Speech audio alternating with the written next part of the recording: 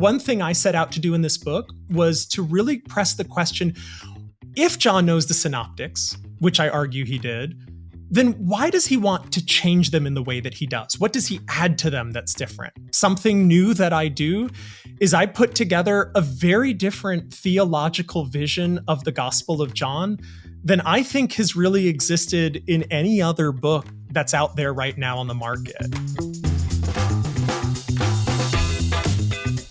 Hey everybody, I'm Dan McClellan. And I'm Dan Beecher. And you're listening to the Data Over Dogma podcast, where we increase public access to the academic study of the Bible and religion, and we combat the spread of misinformation about the same, again, in those pleasing baritone voices. Mine a little voice, more so than your usual. Your voice is a little nasally baritone today because you're it's pleasant. Alas, you're sick. Yes, I'm sympathizing with you. I brought home from Dragon Con in Atlanta. I brought home a number of comic books, a number of T-shirts, and a head cold, which I'm not happy about. But apparently, you're allergic to dragons. Anyway, we should introduce our guest. We have a guest this week on the show.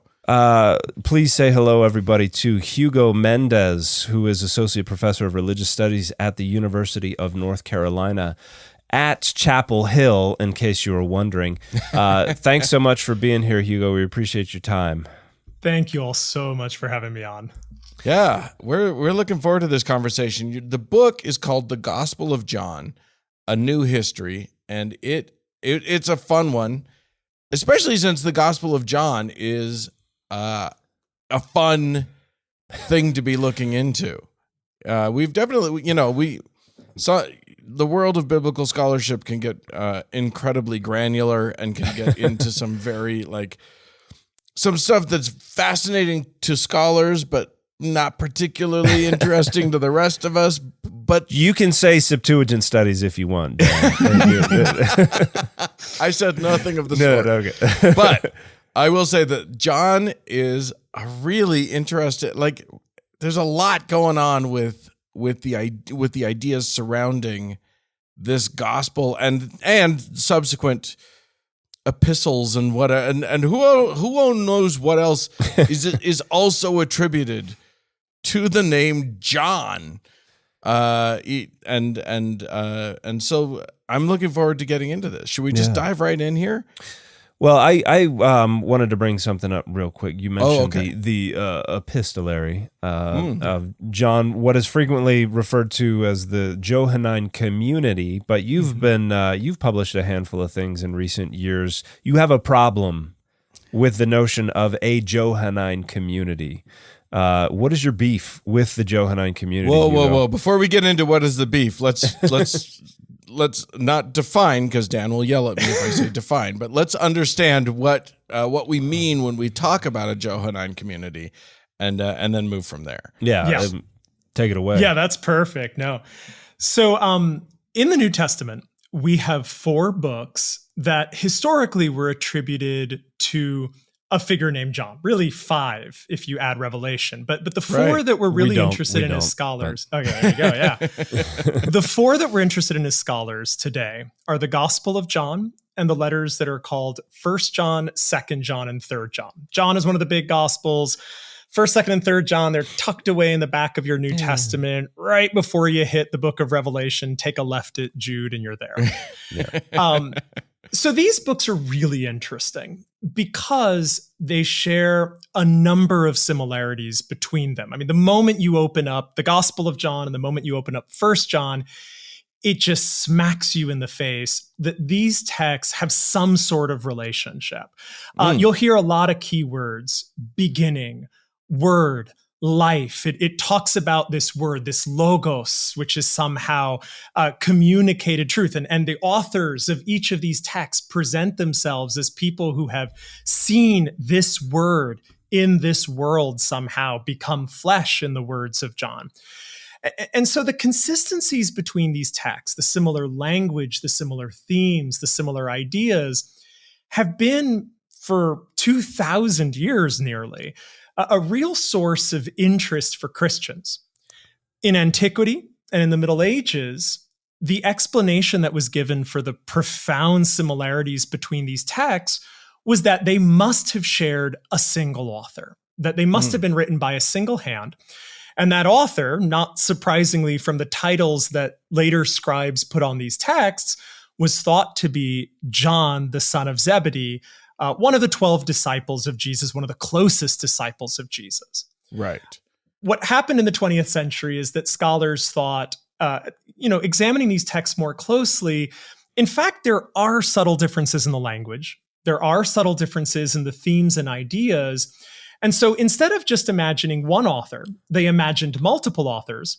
But you have to explain, why are these texts so similar? Why the same language? Why the same ideas? And what scholars developed was the idea of a Johannine community. The idea that even if we're looking at multiple authors, these must have been authors that were somehow connected to one another, that were all in the same community or something. Yeah. One of the things that I wanted to ask or to clarify here is that when these texts first appeared, they didn't have any names attached to them. Is that right? Yeah, no. So for various reasons, I think the majority of scholars think it's very likely that, the biblical texts as we have them simply didn't have titles at the beginning. It's not hard to understand this in most cases, right? Usually at the top of a letter you write to someone, you don't write "Second Hugo" at the top, right? I mean, this is very clearly the kinds of titles that later scribes would affix for the letters, and then also for the Gospels, we think, as well. Right. Okay. So that explains why there is some question as to who wrote these things. So sorry, I just wanted to get that out there. Go on with what you were saying about this community. Now, if I may jump in real quick, do you think this community concept was a way to maintain the unity while also acknowledging the diversity, or do you think it has other origins? Yeah, totally. On the one hand, it rested on an assumption that a lot of people had in the mid-20th century, scholars had in the mid-20th century, that the Gospels as we have them must have been transmitted, the traditions within them, in oral forms, perhaps in written forms. And if you're going to talk about, tradition and handing things down, you kind of need people to do that. You need a community. But even more so, in the case of the community we're talking about here, this Johannine community, there was a real need to explain why the gospel and epistles look so similar to one another. And so the common language, common ideas led people to suggest a common community. The way that I explain this to my students is, if you hear two people say they're going to Mass, I can promise you they're not Southern Baptists, probably. Right. It's the kind of language that is very closely associated with a particular religious group. The reality is that different religious groups develop their own social dialects, right? Their own kind of ways of speaking as a group that represent something of their distinctive vision, distinctive outlook. And so when scholars looked at the Gospel of John and the letters of John, which are texts that are very similar to one another, but somewhat dissimilar, sometimes very dissimilar from other texts in the New Testament, they imagined that somewhere on the landscape of first century Christianity, there was some group that spoke this way. The common expressions are things like word and life, abiding in Jesus, themes like doing the truth, etc. These are very distinctive of these texts. And so the idea was these must come from some Christian movement that articulated their faith in this way, a Johannine community, a community that is John-like. That's really what that adjective means. Okay. So, but I take it from your book that you're moving away from that idea, from the idea of the community writers. Yeah. So in the year 2020, I published an article called "Did the Johannine Community Exist?" You can find it online. It's open access. So anybody who's listening to this can easily pull up that academic article. And the abstract for that probably should have just been one word: no. I don't think that the Johannine community existed. And the reason is that when I'm looking at the Gospel and letters of John, it strikes me that the similarities between them are not simply a matter of coincidence, of the idea that maybe these authors had a common extraction, the best way to understand these similarities is that one author is very clearly, each author really, is copying from other authors. So in antiquity, there are, and we can find instances of this in the New Testament, in the Bible, right, where individuals have access to earlier texts.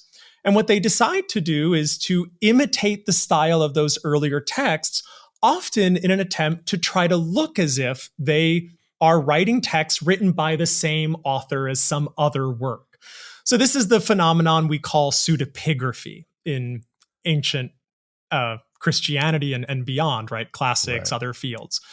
So pseudepigraphy, my colleague Bart Ehrman prefers the vocabulary of forgery, but something where an author is using another person's name for some reason. Forgery tends to be a little negatively loaded, so we don't tend to use that as a field.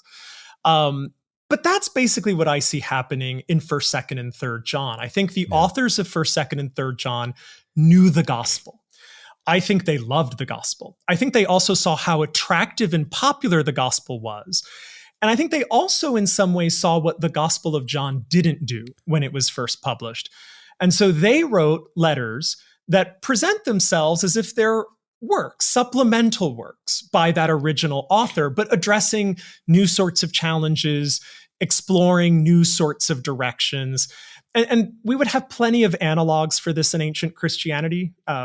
Paul wrote letters, and we know that other people wrote letters in the name of Paul, some letters that probably made it into the Bible and some letters that definitely did not.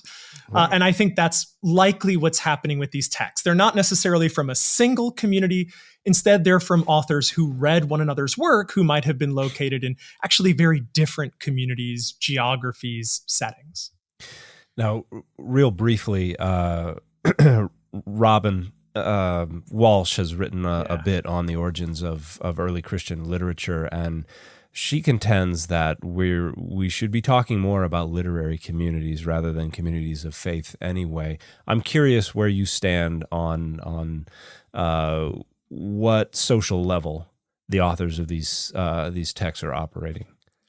Yeah, so I'm very sympathetic towards the work of Robin Faith Walsh, and before her, her doctoral advisor, Stanley Stowers, in suggesting that when we think about where a lot of early Christian literature comes from, the go-to historically in scholarship has been to think of ancient Christian churches as being a very formative place. And I don't want to detract from the idea that oral and written traditions about Jesus did flow through these communities.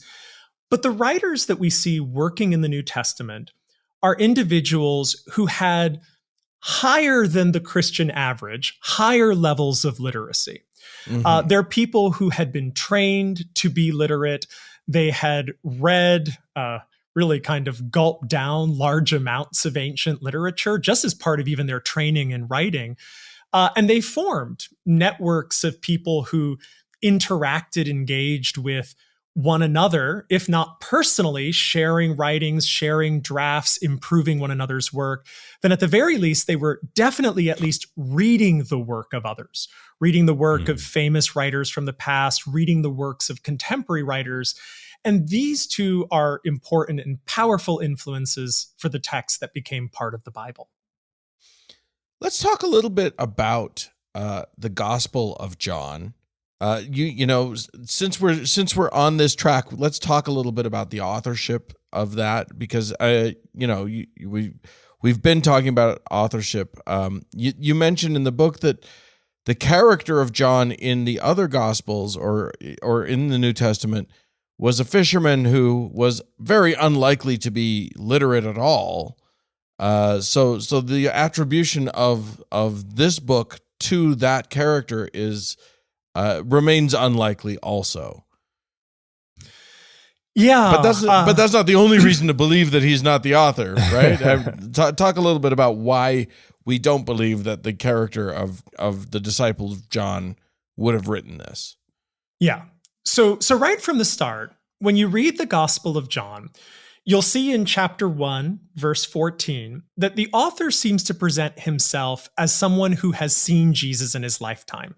He says that the Word became flesh and dwelled among us. And he's talking about Jesus becoming a human being. And he says, and we have seen his glory. He positions himself as someone who's seen this figure. If you keep reading the book, you start to see this character show up, this disciple whom Jesus loved, who seems to be Jesus's closest disciple. On the night of the Last Supper, this disciple is leaning on Jesus himself. He's the very first person to essentially be at the empty tomb. He stands under Jesus' cross when everyone else abandons Jesus. He's everywhere in the book by the end of the book.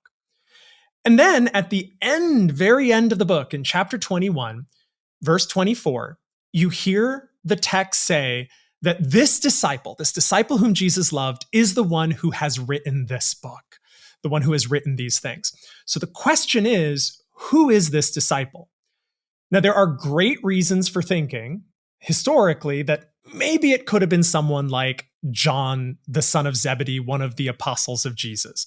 If you turn to Mark, Matthew, and Luke, he's one of the three closest disciples to Jesus. Well, this disciple whom Jesus loved is very close to Jesus. He would make sense as, potentially being John. They could be related that way. But that's kind of almost as far as it goes. There are lots of other attributes of this disciple that don't fit quite neatly with John, the son of Zebedee, as presented in the Bible. So one of them, as you mentioned, is the fact that, well, for one thing, John is presented to us in Acts chapter 4 as someone who was illiterate, someone who didn't know how to write, someone who was never trained to write a gospel. So the idea that John would be the author of an entire complicated work, let alone a work that's as theologically sophisticated, as philosophically sophisticated as John, kind of seems a little different. Other details about this disciple don't seem to match up either. In chapter 18, it seems that this disciple, who in that chapter is called the other disciple, is someone who's supposed to be a friend of the high priest, who has special access to the high priest's home. The John we know from Matthew, Mark, and Luke is a simple fisherman living in Galilee, working on the Sea of Galilee. He lives nowhere near Jerusalem, let alone is he involved with the highest echelons of Jerusalem society. So for various reasons, by the 20th century, scholars looked at the traditional attribution of the gospel to John, the son of Zebedee, and thought that this isn't quite the fit we want for authorship. We need to be looking for another author. Now, something that I've frequently said when I'm talking about at least the compositional unity of John is you've got some weird, what I've called perhaps editorial seams. Yeah. And in the past, I've pointed out you've got things like Jesus is sermonizing in Jerusalem, and then the next verse says, and then they crossed over to the other side of the Sea of Galilee, which is at quite a distance from Jerusalem. Or Jesus says, all right, let's go. And then he sermonizes for 3 more chapters. And then the next verse says, so they went. And and I think there are some scholars who would say that maybe the Logos hymn at the beginning of John also is indicative of some disunity. But you are arguing in this book that there's one main author for John, but you do mention a few places where you think there has been addition to the Gospel of John. Can you talk a little bit about the unity of John, but also these places where people have added to the Gospel? Yeah. So for all the reasons you mentioned, right, there has been this notion for a very long time, for decades in scholarship, that John might have been a work that might have been assembled by different authors sequentially expanding a gospel, editing, re-editing a gospel, and that in the process of all that, they introduced all of these weird skips, right? They, like you mentioned, like in chapter 5, Jesus is in Jerusalem, and then in chapter 6, suddenly he goes to the other side of the Sea of Galilee, which is nowhere near Jerusalem. It's the equivalent of saying Jesus is in North Carolina, and then he went to the other side of Lake Michigan, which really makes no sense geographically, right? And so scholars thought this is an explanation that could work. I would say that the trend now over the last several years of Johannine scholarship has been to say that instead, and this has been something even the last few decades, there's just so much unity beyond those little skips, though. If you look at John across, so many chapters of the book, you're going to see a very similar language and style. You're going to see very simple patterns of Greek and very predictably, John patterns. You're going to see an impressive unity in the terminology that's used, an impressive unity of thought. Another example you gave where Jesus in chapter 14 says, I can't talk much longer. And then he talks for another 3 chapters, is kind of odd. But if you look at what he's talking about on both sides of that verse, it's actually a really cohesive, coherent, rich, continuous, basically, speech.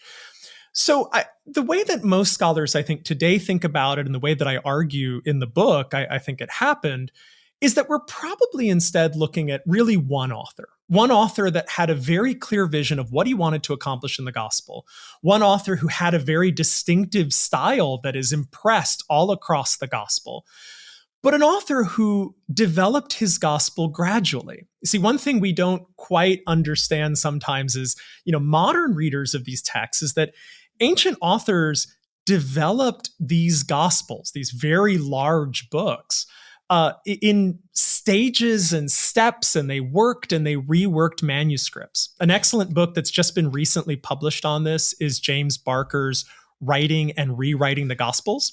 And in chapter 1, James notes that, oftentimes what we should imagine Gospels as in terms of how they were written is that authors were sketching out potentially particular stories on one tablet, maybe another tablet, maybe reworking them before they ever actually hit their final scroll. And so we can imagine an author who, over the course of developing a manuscript, worked, reworked, put his drafts together, reworked even those drafts, and gradually compiled something that, ended up having a skip or seam or two. I mean, my book has a skip or seam or two if you look very closely, and the occasional typo that missed the press and all the kinds of things that modern books have. Ancient authors were just as prone to those sorts of things in antiquity. I mean, they didn't even have the advantages of Clippy, let alone all the things that we had. So it makes sense that editing might have been a little more cumbersome of a process back then. Yeah. And so that can lead to these kinds of issues. Yeah. Yeah. I like bringing this up in videos from time to time as well. You mentioned earlier toward the end of John 21, this is the disciple who wrote these things, but you skipped over the very next clause because it wasn't relevant to the point you were making. But the very next thing that the author says is, and we know his testimony is true. And who's we? Now, you bring up that you think the entirety of John chapter 21, and many other scholars think this as well, is a secondary addition to the Gospel of John, that it originally would have ended at the end of chapter 20, ties it off with a nice little rhetorical bow that gets repeated again at the end of chapter 21. But what about these additions to John? What can you say about those?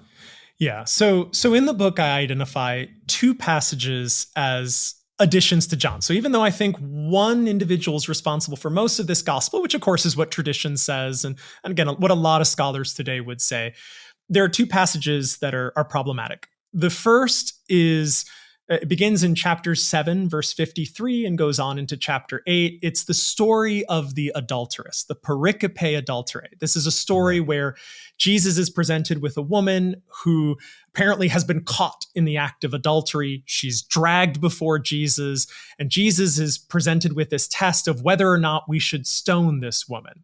It's a kind of test that reminds you a lot of the Gospels of Mark, Matthew, and Luke, where Jesus is put on the spot and then he comes up with a brilliant one-liner that gets him out of the situation. And that's exactly how it works in John.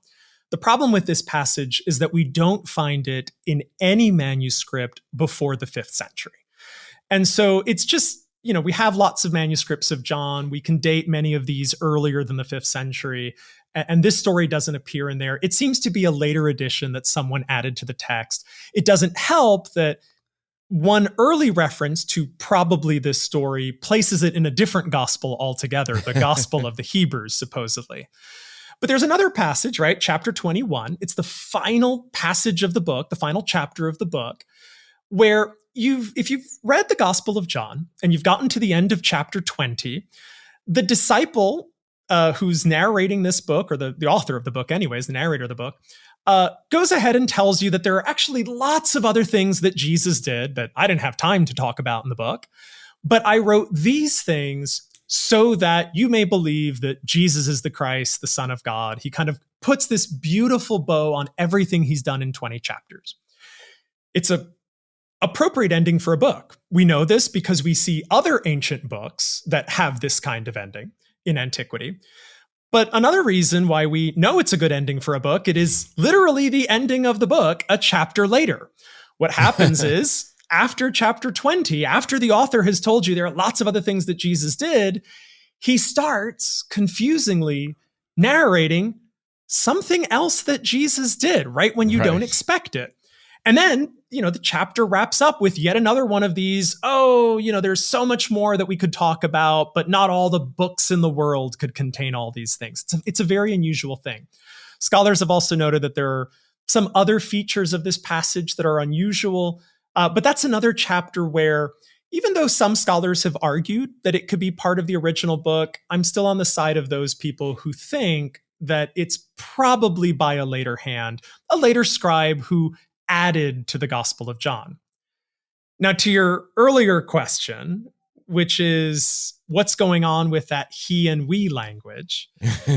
So Dan's bringing up how in chapter 21, verse 24, right at the end of this extra chapter of the Gospel, in that very same verse where the narrator explains who's actually writing this, the narrator says, this is the disciple, this disciple whom Jesus loved.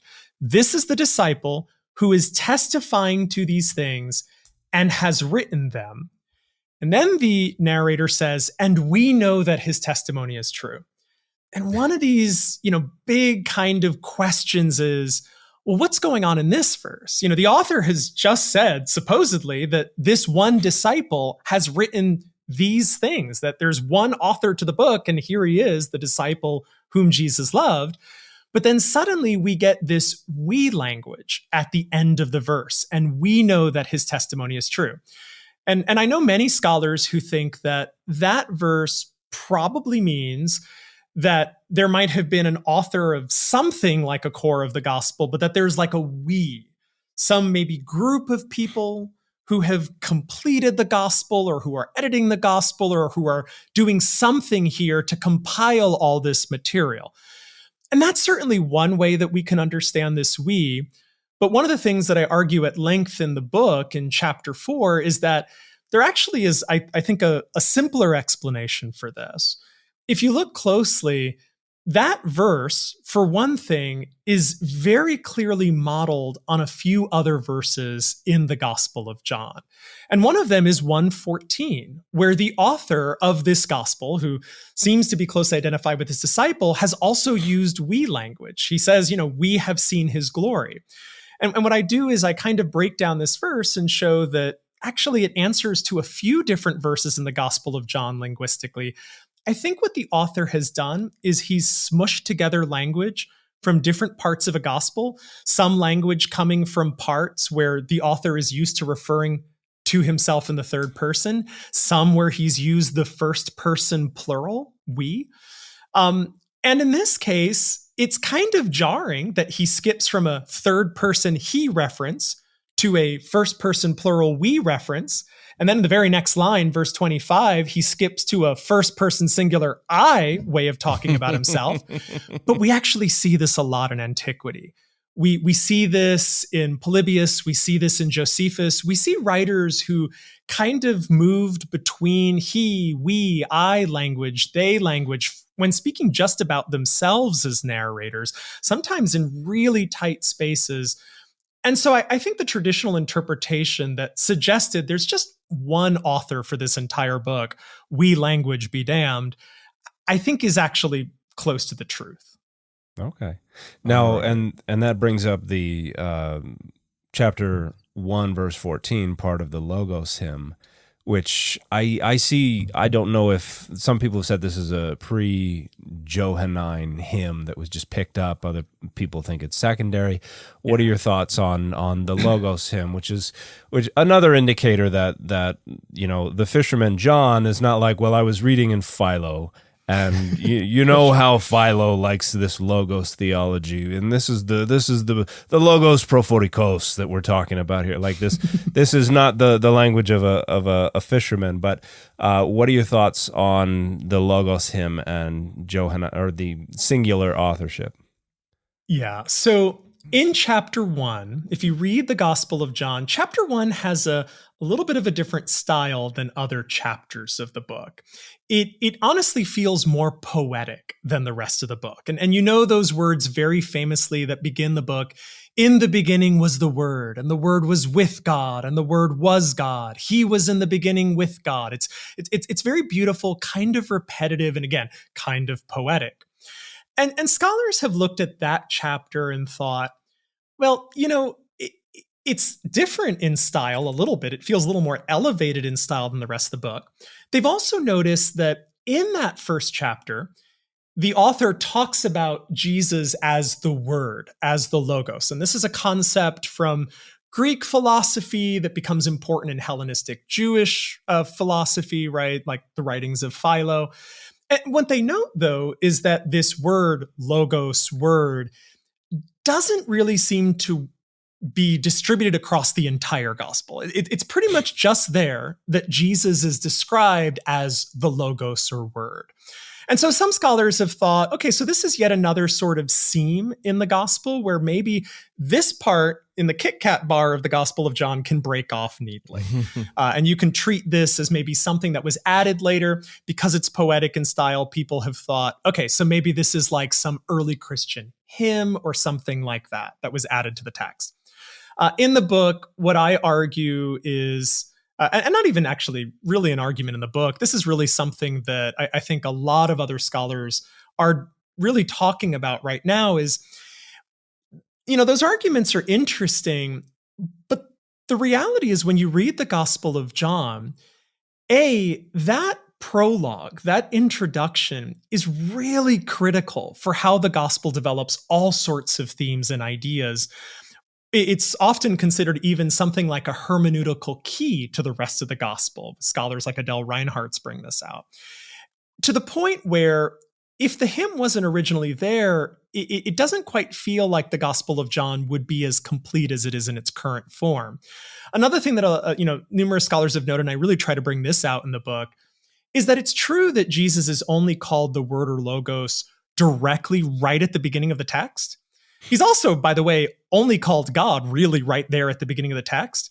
But you would be hard-pressed to read all kinds of verses in John without the knowledge that Jesus is divine and that Jesus is on some level the Word of God, the Logos of God. And at least the words that Jesus speaks, the logoi that Jesus speaks in Greek, are actually a really critical theme in the rest of the gospel. So I'm one of those people who has been persuaded that we want to keep chapter 1 with the rest of the book. The fun of scholarship is the debate, is the fact that we can have these different opinions. But yeah, that's where I stand. Well, that's one of the things that I've always wondered about that because it feels so different. But in my own work on John 10 and what Jesus's argument is, why is he bringing up Psalm 82? Where he and I've argued in print that what's going on here is he's appealing to a specific interpretation of Psalm 82. This is the Israelites at Sinai, and he says, "To whom hologos to theou ageneto," the Word of God came, and he's the Word made flesh standing in front of them. It does kind of bring out the full import of his argument if we use that as an interpretive lens. So that's always been a challenge for me. It's like it doesn't feel like the rest of John, but at the same time, it is so important to John. And you talk a bit in the book about theosis, divinization, deification as part of what's going on in Johannine soteriology, and that's John 1:12, where he gives them power to become the children of God. And these are some of the themes that I've talked about a lot, and of all the things that I say that infuriate the public, or at least the people who are unlucky enough to stumble across my videos, my interpretation of John 1:1 is probably the thing that infuriates them the most. But and I'm sorry, Dan Beecher, to be bogarting. Quit hogging the guest, Dan. No, go for it though. But I think these are such fun discussions. Yeah. Tell me about your thoughts on John 1:1c, Ke theosino logos. Yeah, and the Word was God. Yeah. So. And particularly the anarthrous nature of John 1:1c. I'm just using technical language to make Dan feel uncomfortable. But no, I'm sorry. I'm just you're joking. doing it to make our whole audience feel uncomfortable, and we all thank you, Dan. That's right. So there is no question that the Gospel of John understands Jesus as higher on the ladder of life than certainly the average human being who's here below on earth. There is no question that John even understands Jesus fundamentally as divine. The question that's kind of coming up is in John 1, verse 1, you have the words, "In the beginning was the Word, and the Word was with God, and the Word was God." And in that instance, what you have at the very end of that verse is, "And the Word was God," without a definite article in Greek. That's what we mean by anarthrous. It doesn't have a definite article. Now, what does that mean? So if you go to the writings of Philo, who is a Hellenistic Jewish philosopher of the early 1st century, Philo seems to have a concept of the Logos, of a Word of God who is with God. The same kind of thing we're finding in John. Who else has it before him? We don't know. We definitely know at least Philo has it. Aristobulus clearly had a Logos idea, but we don't know much of the particulars of that, etc. But for Philo, what he does in his writings in one place is make a distinction between the transcendent, ultimate God of Judaism, which he uses a definite article for, if you will, the God, and then the Logos, the Word of God, which he conceptualizes as something like the mind, the rationality, the thought of God as an entity that, like anyone's mind or rationality or thought, is with the person who's thinking, but is also on some level abstractly distinct from that person. And this entity, the Word, he doesn't use a definite article for. He distinguishes the two based on his exegesis of a particular verse in the Old Testament a Hebrew Bible that he thinks works really well for this. I think that John is building on the exact same foundation. I think that John is swimming in the same streams of Hellenistic Jewish philosophy that understand that there is the God of Judaism, the ultimate God of the universe, but that this God interacts with his created universe through all sorts of intermediary beings. And the highest of these beings is his own abstractified mind, reason, or thought, his Word, his Logos. And so it's not surprising to me that at the beginning of the Gospel of John, we have a reference to this Word, we have a reference to how this Word is with God, and at this crucial moment, there's a reference to how this Word was God, but the definite article isn't there. This Word is not, I think, in the Gospel of John's conception, the ultimate God of the universe, but this is a divine being, an entity, a being who has, I think in John's conception, a subordinate participatory divinity. It's divine because of its oneness with God, in its oneness with God. And Christian theology has tried to work out that relationship for centuries, perhaps not arriving at the same sort of synthesis. That's what I see happening. So it's not quite Nicene in yeah, I always tell my students. Yeah, I always tell my students, Nicene theology is the cake. The ingredients are eggs and flour and sugar, and they look nothing like cake, but you absolutely need them for cake. I think John's theology wasn't quite that of, Nicaea and First Constantinople and these sorts of ecumenical councils, but they're going to play a role one way or the other, but in synthesis. Let's dive a little bit into the theological innovations of John, because one thing that we hear, when I do this show, I don't know anything, but Dan talks a lot about the synoptic gospels, meaning, the gospels of Matthew, Mark, and Luke. And then distinct from those, and the fact is that John is not included in those synoptic gospels because it is such a different entity. Yeah. Even though we think of gospel, when you think of the gospels, you think Matthew, Mark, Luke, and John, you just rattle those off as a thing. But what are ideas that Christians now take to be gospel that would be lost if we didn't have the Gospel of John? Oh, that's a great question. Is that a fair way of wording that? Yeah, that's great. If you didn't have the Gospel of John, you would possibly not have a Christianity that viewed Jesus as much divine as Christianity will eventually do it. I mean, when it comes down to the councils that define the Trinity, they're reading John. They're reading John intensely and closely. The church fathers like Athanasius, who are developing Trinitarian doctrine, the Cappadocian fathers, they're intense readers of John. Because John is the book that blows the whole cosmic cover off Jesus. If you read Matthew, Mark, and Luke, you have the idea that Jesus is a human being.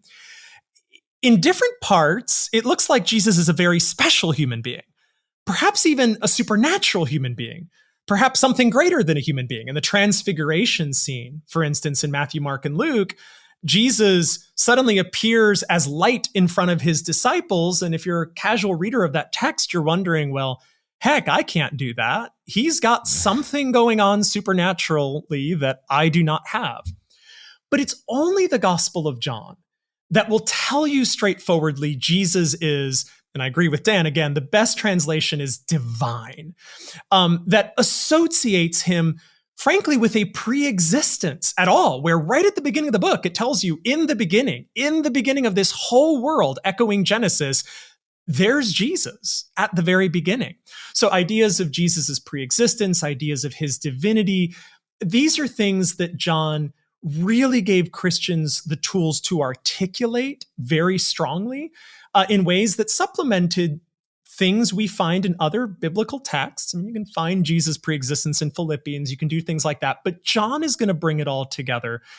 And John is going to give, I think, Christianity a very proto-Trinitarian, if you will, kind of sense of a Father, a Son, and a Spirit somehow, who are related, where the Spirit is sent from the Son, from the Father. Different concepts like that flow out of this gospel. At the very least, the terminology we use flows out of the gospel. I think it's very interesting to hear, to look at John as its own distinct thing, and see one of the things that you talk about a lot in the book is the symbolism of John, and how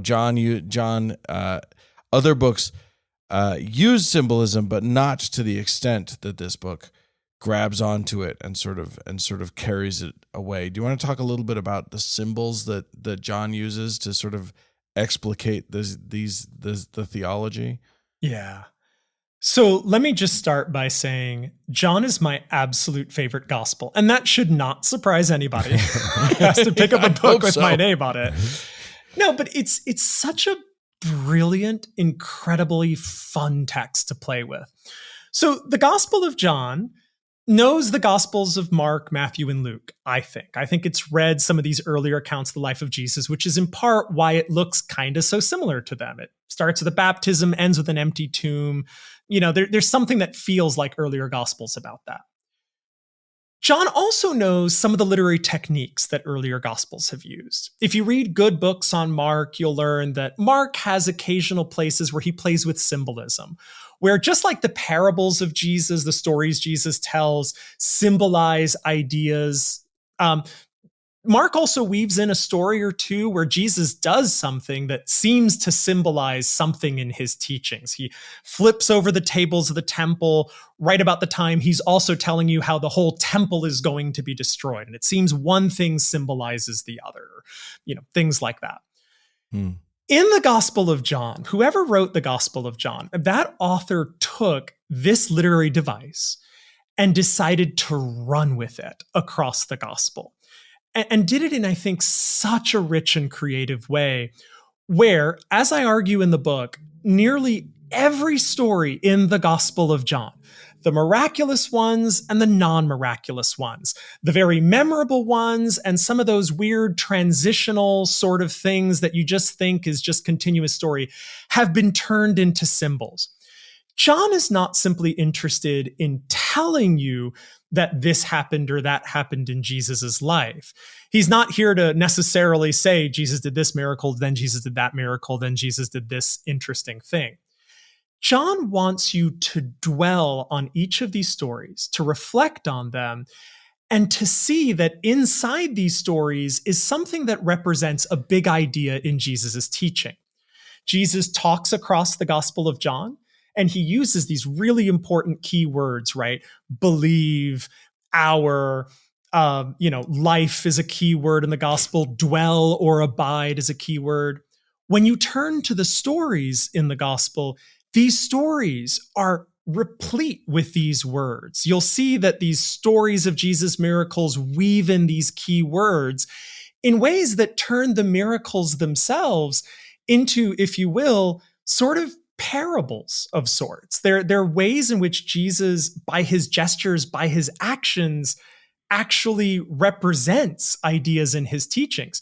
And this comes out all the time in the text because Jesus will do something in the gospel, and it says that his disciples didn't understand what he was doing. For instance, he washes their feet in chapter 13, and it says that the disciples don't get it. Well, the reason, if you can look closely at the language of the text, is that Jesus is doing things in ways that are evoking the key words of his teaching. So in the book, in what is my favorite chapter of the book, chapter 3, I go story by story in the Gospel of John. Ones that scholars talk about, ones that scholars haven't even considered yet, ones that pass the average reader over. And I show how everything we think about, know about the theology of John is actually expressed through the gestures of Jesus. Now, indeed, the subtitle here is A New History. You have some new things to contribute to this, and obviously not just a survey of the events of the Gospel of John. What is the takeaway from this book when we're thinking about the Gospel of John, where it comes from, what it's trying to do? What is the message that you're trying to communicate? What's the what did you have to convince the publisher was your contribution to the thousands of years of literature that has been published on the Gospel of John? Yeah. This book was a ton of fun to write. It was a ton of fun to write because it broke the most essential rule that I always tell my grad students, which is you should offend the fewest persons possible. You should, and usually as a scholar, I always kind of tell people you gotta get from point A to point B while trying to rock as few boats as possible, right? Do something like that. And this book doesn't do that. It's a new history of John insofar as it takes a lot of decades of scholarship and it tries to instead really voice a lot of the latest trends in the study of the Gospel of John. But in the midst of that, it also cuts against even some still very popular ideas in the field. It gets into just about every issue. And it puts together, I think, a vision of John that hasn't existed in all of its parts in any previous book. And even some parts of it are things you haven't seen before. So in terms of what it does, I think in the first place, it starts by saying John knew the synoptics. This is something that a lot of previous generations of scholars were skeptical of. There have been great books that have just been published. James Barker's book has argued that John knew the synoptics. Mark Goodacre's book is coming out probably by the time this is aired. The fourth synoptic gospel that will make this argument. What I'm trying to do, both of those scholars are really great at talking about the fact that John used the synoptics and demonstrating that. One thing I set out to do in this book was to really press the question, if John knows the synoptics, which I argue he did, then why does he want to change them in the way that he does? What does he add to them that's different? And that's where it takes me. Chapter 2 of the book, something new that I do, is I put together a very different theological vision of the Gospel of John than I think has really existed in any other book that's out there right now on the market. It's a book that I think tries to get people who have never understood John to understand John and to get excited about a theology that feels very different from many of the ways that we tend as, for instance, Christians. I position myself as a Christian. The ways that we read this text, I think, don't capture all of the complexity of it. I argue in chapter 3 that the symbolism is so much more pervasive than we think in the book. That's something that I think goes beyond some current scholarship that has recognized the symbolism but hasn't seen it in various places. As I argue in that chapter, you have to understand all of John's theology to then understand all of John's symbolism. And then chapters 4, 5, and 6 are really doing this really important work of saying that John isn't just a gospel in the ways that I think traditionally Christians have thought of it, as scholars have thought of it in recent decades, that it's, potentially one author sitting down recording a history of the life of Jesus, or it's an entire community gathering traditions. What I argue is that this is fundamentally a pseudepigraphal work, right? It's a work by an author who presented himself as something he was not, as an eyewitness to the life of Jesus. But that's only part of the story. What's interesting about this gospel is that the author did this, and he also drew in other devices, techniques that we find in apocryphal, non-canonical gospels.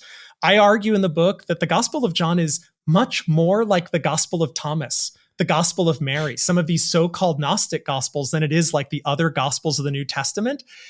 And the Gospel of John had an impact on Christian literature where it would spawn all kinds of pseudepigraphal literature in its wake. I argue that 1st, 2nd, and 3rd John reflect the Gospel of John as pseudepigraphal literature. I argue that perhaps Revelation is a part of this, other non-canonical works. So it's really from cover to cover, chock full of really new ideas that I'm excited to, frankly, debate with people. Yeah, that's all. One of the most exciting things about publishing something is licking your chops, waiting for somebody to come at you about something that that you get to debate. Well, I hope you get an opportunity to debate an awful lot of folks about this. And one final question: are you? I think you said that you prefer a date in the early 2nd century, late 1st or early 2nd. Do I correctly recall that a favoring of the early 2nd century for John? Yeah. As my last little spiel kind of pointed out, I'm non-conventional on a ton of issues in John. Yeah. I am extremely conventional on this one. I think it's somewhere between 90 to 110. I think if you lined up 10 John scholars, they would probably tell you just about 90 to 110. Okay, and so you're putting exception. Are you putting Luke? So you're putting Luke prior to that, or including the first 2 chapters of Luke? You think those are late 1st century? Oh, that's a different question. Yeah, no, I'm actually very, very amenable to the idea that Luke originally did not have chapters 1 and 2. Okay. Now, is that a factor? I mean, did Luke with chapters 1 and 2 predate John? I would say that if they weren't originally part of Luke, then the answer would be no. I think they would have come later than the Gospel of John. Okay, awesome. Well, just a little minutia there, Dan. I just wanted to get out of the way. I like it. It's fun. It's fun to hear about, and I think a lot of people are going to want to check out the book. Again, it is called The Gospel of John: A New History. Hugo Méndez, thank you so much for joining us. Thank you all for having me. This is really fun. And friends at home, if you would like to become a part of making this show happen and potentially here, Hugo, are you going to stick around? We do an after party. We do we do some bonus content for our top patrons. Will you stick around for that? Yeah, I'm game for that. All right. So if you want to hear some more Hugo, and I know you do, go to patreon.com/Data Over Dogma, where you can become part of the community that helps keep us going. And this community exists, by the way. Yes, this community. You'll hear rumors flying around about this just not being real, but the johannine community is real. So we're gonna. I thought we were the Danites, or we are the tribe, Danites, the tribe of Dan. Tribe of Dan, but yes, that's a real community, and you can join and help become a part of making the show go. And you get ad-free version of every show. It's early, it's great, so head on over to that. Thanks so much to Roger Gowdy for editing the show. That's it for this week. Hugo, thanks once more, and we'll talk to y'all next week. Bye, everybody.